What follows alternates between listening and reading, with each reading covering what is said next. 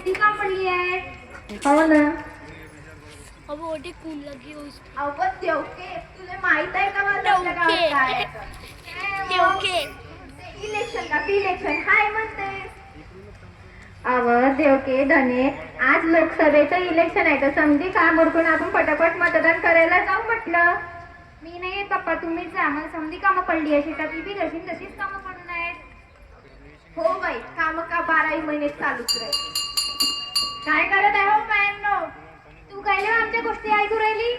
मी काही तुमच्या गोष्टी ऐकत नाही आहे. तुम्हाला माहिती आहे का आज गावामध्ये निवडणूक आहे आणि प्रत्येकाने मत द्यायलाच पाहिजे. तुम्हाला नाही वाटत का आपलं भविष्य काय चांगल्या व्यक्तीच्या हातात लागायला पाहिजे आणि प्रत्येकाने मत द्यायलाच पाहिजे.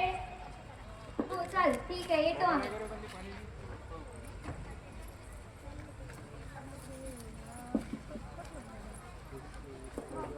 कायची वेगळ्या पायाची गर्दी.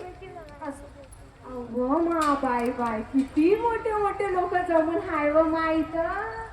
तुम्हाला माहित आहे का, आमचं घरी लई मोठं शिकून हाय. ती काय हा फॉरेनवरून डिग्री घेतली त्यानं, फॉरेनवरून. माया घरापाशी 2 बाया आल्या आणि त्या मला म्हणत होत्या तुझ्या वोटिंग कार्ड टाकू. मी म्हटलं पागल झाली का? अहो वोटिंग नाही, आधार म्हणा आधार. अहो नाही म्हणे, आधार कार्ड नाही वोटिंग कार्ड.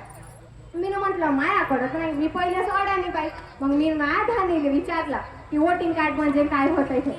मग माया धानीनं मला आचारसंहिता, मतदान आणि वोटिंग कार्ड काय होतंय ते सगळं समजून सांगितलं आणि मी तुम्हाला त्याचं धारुडा मात्र समजून सांगणार आहे.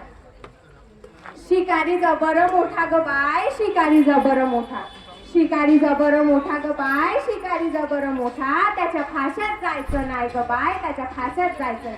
आता तुम्हाला तर प्रश्न पडला असा, शिकारी म्हणजे जंगलदान सुरू आहे काही तो मतदान सुरू. अव म्हणजे मतदान सुरू आहे, पण शिकारीची उपमा एका उमेदवाराला दिली आहे.